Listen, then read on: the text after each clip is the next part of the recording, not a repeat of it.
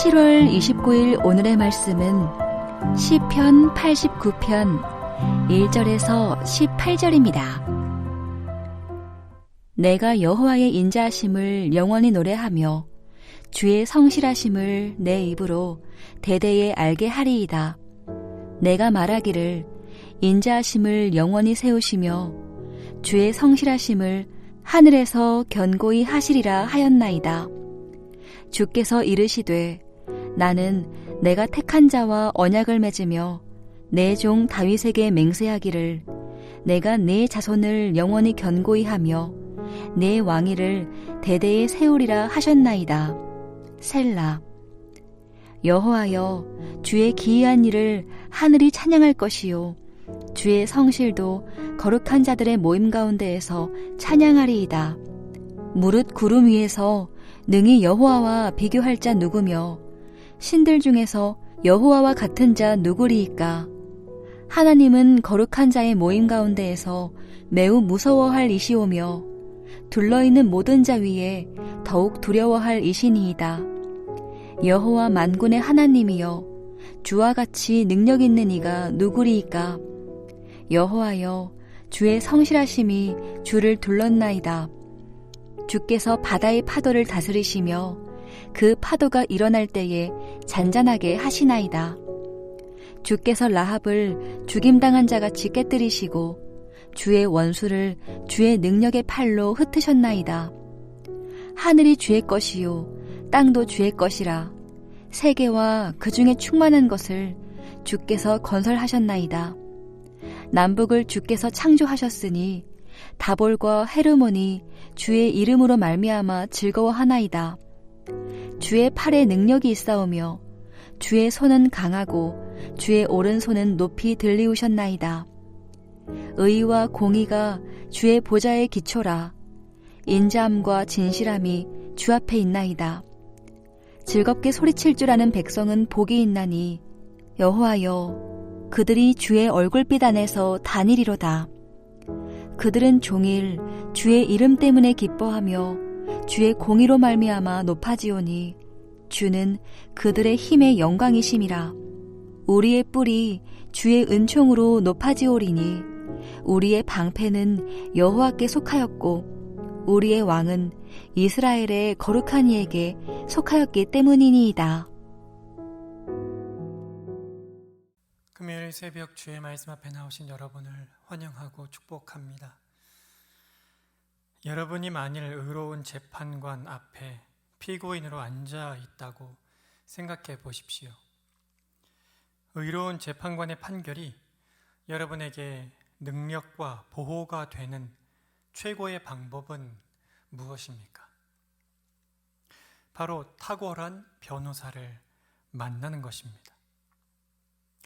오늘 시편 89편의 기자는 공의로운 재판장이신 하나님이 우리의 능력과 보호가 되시는 최고의 방법을 제시하고 있습니다. 그것이 무엇입니까? 바로 탁월한 변호사, 탁월한 중보자를 만나는 것입니다. 그렇다면 과연 그 탁월한 변호사, 탁월한 중보자는 누구입니까? 오늘 본문 속에서 그 답을 함께 찾아보고자 합니다. 시인은 먼저 여호와의 인자하심과 성실하심을 노래합니다. 여기서 인자하심은 히브리어 헤세드를 가리키는데요, 하나님의 자비롭고 변치 않는 언약적 사랑을 말하고, 성심이라고 번역된, 성실하심이라고 번역된 히브리어는 에뮤나인데 신실함, 충실함, 진실됨의 뜻을 갖고 있습니다. 다시 말해 시인은 하나님의 자비롭고 변치 않는 언약적 사랑과 하나님의 신실하심을 노래하고 있는 것입니다. 그런데 왜 이 노래가 가능합니까? 하나님께서 다윗 왕과 언약을 맺으시되 다윗의 자손을 영원히 견고히 세우시겠다고 맹세하셨기 때문입니다. 우리 3절과 4절을 보겠습니다. 주께서 이르시되 나는 내가 택한 자와 언약을 맺으며 내 종 다윗에게 맹세하기를 내가 내 자손을 영원히 견고히 하며 내 왕위를 대대에 세우리라 하셨나이다. 하나님께서 다윗 왕과 언약을 맺으시되 다윗의 씨를 영원히 견고히 하며 다윗의 왕위를 대대에 세우시겠다고 하셨기 때문에 여호와 하나님의 인자하심과 성실하심이 지금 노래하고 있는 시인에게 찬양의 죄목이 되는 것입니다. 그리고 이어서 이 시인은 다윗과 언약을 맺으신 그 하나님이 이스라엘의 역사 가운데 어떤 하나님이셨는지를 생각하며 계속해서 노래합니다. 그 하나님이 어떤 하나님이셨습니까? 기이한 일을 행하시는 권능의 하나님이십니다. 하나님은 거룩하셔서 하나님 앞에 모인 이들은 누구라도 두려워하고 무서워할 수밖에 없는 하나님이십니다. 하나님은 눈에 보이지 않는 세력이든지 또 보이는 세력이든지 그들 모두를 무력하게 만드실 수 있는 권능의 하나님이십니다. 9절에서 10절을 한번 보십시오. 주께서 바다의 파도를 다스리시며 그 파도가 일어날 때에 잔잔하게 하시나이다. 주께서 라합을 죽임당한 자같이 깨뜨리시고 주의 원수를 주의 능력의 팔로 흩으셨나이다. 여기서 바다의 파도는 혼돈의 악한 세력을 가리키는 표현이고 라합은 신화 속 바다 괴물의 이름으로 이집트를 상징합니다. 그러니까 여호와 하나님의 그 권능은 혼돈의 악한 세력이든지 아니면 이집트와 같은 거대 나라든지 할 것 없이 모두를 무력화시키는 능력의 하나님이시라는 것입니다. 이어서 시인은 11절부터 12절에서 하나님이 만물의 소유자이시고 하나님의 통치가 미치지 않는 곳이 없음을 고백합니다. 그런데 참 이상합니다. 여기 고백들의 내용을 상세히 살펴보면 7절에서와 같이 여호와 하나님은 참으로 두려운 분이십니다. 그런데 시인은 오히려 이 하나님의 권능을 기뻐하며 노래합니다. 도대체 어떻게 이렇게 할 수가 있는 것입니까? 그 답은 14절에 있습니다. 의와 공의가 주의 보좌의 기초라. 인자함과 진실함이 주 앞에 있나이다.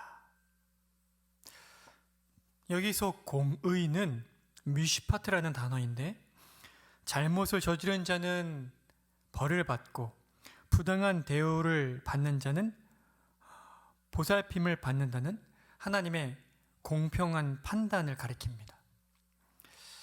그리고 의라고 번역된 단어는 체덱이라는 단어인데 동정심이 조화를 이룬 정의, 곧 억울하고 힘없는 자들의 편에 서시는 하나님의 자비로운 판단이라고 할 수가 있습니다. 그런데 이 의와 공의가 하나님의 보좌의 기초라고 고백하고 있습니다. 하나님은 어미로운 재판장이시라는 이 고백은 사실 우리가 마냥 기뻐할 수만은 없는 고백이 아닙니까?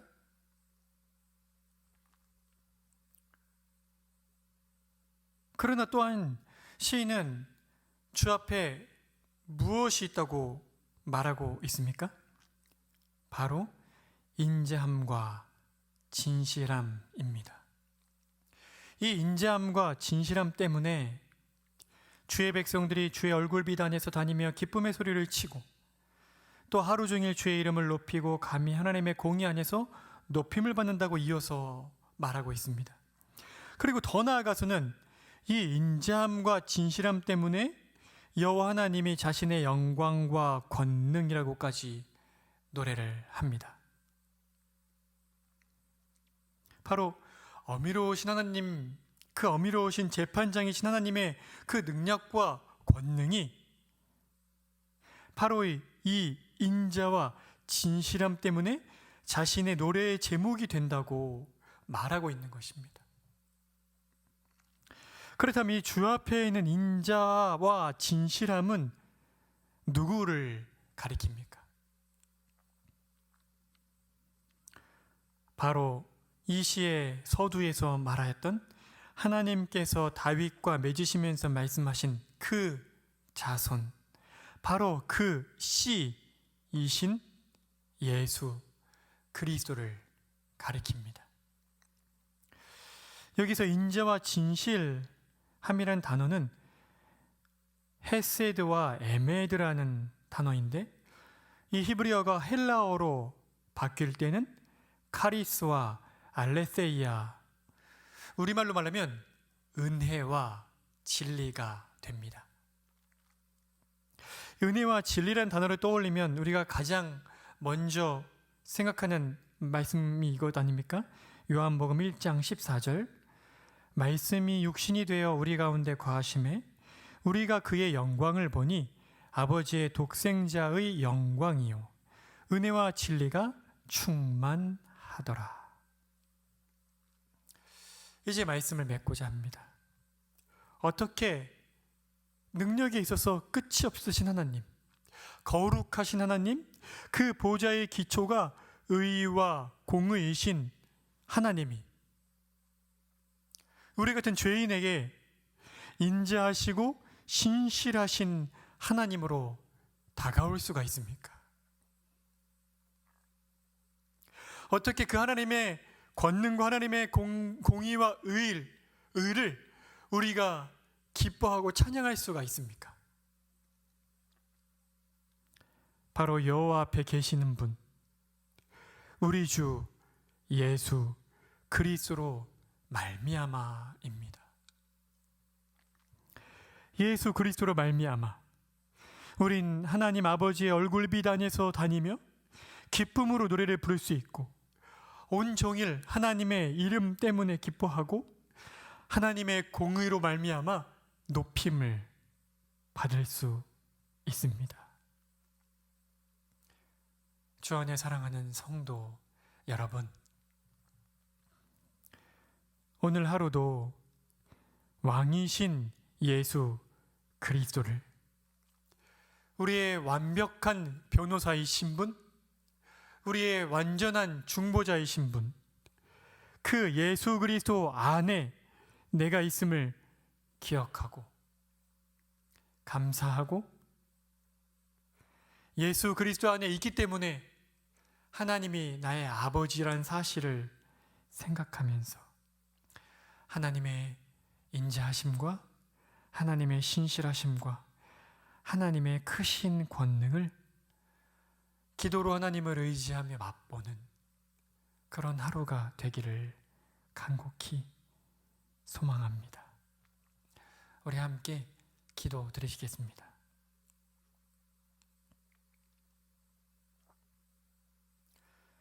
자비와 긍휼이 풍성하신 하나님 아버지, 하나님의 보좌의 기초가 의와 공의인데, 하나님은 참으로 하나님의 권능으로 눈에 보이지 않는 세력들과 보이는 그 모든 세력을 무력화하실 수 있는, 그리고 하나님의 그 권능이 미치지 않는 영역이 없는, 우리가 두려워해야 할 마땅한 하나님이심을, 거룩한 분이심을 고백합니다. 그런데 어떻게 그 하나님이 우리에게 인자하신 분이시요 신실하신 분으로 다가올 수가 있습니까? 어떻게 하나님의 공의와 의가 우리의 기쁨의 제목이 될 수가 있습니까? 이것은 오직 예수 그리스도로 말미암을 때만 가능한 것임을 고백합니다. 우리가 예수님 안에 있기에 그 크신 하나님이 우리의 아버지가 되어주시고, 하나님의 공의 앞에서 우리가 진멸되지 아니하며 우리를 향한 하나님의 무한한 자비가 늘 우리를 향하여 있는 것임을 오늘 말씀을 통하여 다시금 깨닫고 고백할 뿐입니다. 자비와 긍휼하시 이 풍성하신 하느님 아버지, 오늘도 그리스도 안에서 우리를 가까이 하여 주시기를 원하고, 그리스도 안에서 우리에게 말씀하여 주시기를 원하고, 그리스도 안에서 우리에게 인자하심을 풍성히 드러내어 주시기를 원하고, 그리스도 안에서 우리에게 신실하심을 나타내어 주시기를 원합니다. 그래서 우리가 오늘도 그리스도 안에서 더욱더 아버지를 믿음의 눈으로 바라보고 의지하고 하나님의 크신 권능을 기도로 말미암아 누리며 사는 하루가 될 수 있도록 은혜를 베풀어 주십시오. 무더위가 기승을 부리고 코로나가 우리를 위협하고 있습니다. 이때 우리를 지키시는 그 크신 권능이 아버지 하나님께 있음을 고백하오니 주의 몸의 지체들을 지켜주시기를 원합니다. 오늘 저녁에 금요기도로 모입니다. 하나님의 인자하심과 성실하심을, 그 신실하심을 주의 말씀을 통하여 다시 한번 만나 뵙기를 원하고, 하나님의 우리 아버지 되심을 기도 가운데 누리기를 원하오니 오늘 저녁 기도의 자리로 우리를 인도해 주시기를 원하고, 오늘도 기도의 시간에 성령님께서 우리를 아버지를 깊이 만나는 은혜의 자리로 인도하여 주시기를 원합니다. 오늘 하루도 그리스도 안에서 아버지를 가까이서 뵙고 의지하며 그 영광과 권능을 누린 하루가 되기를 간절히 원하며 예수 그리스도의 이름으로 기도드립니다. 아멘. 하늘에 계신 우리 아버지여, 이름이 거룩히 여김을 받으시오며 나라가 임하시오며 뜻이 하늘에서 이루어진 것 같이 땅에서도 이루어지이다.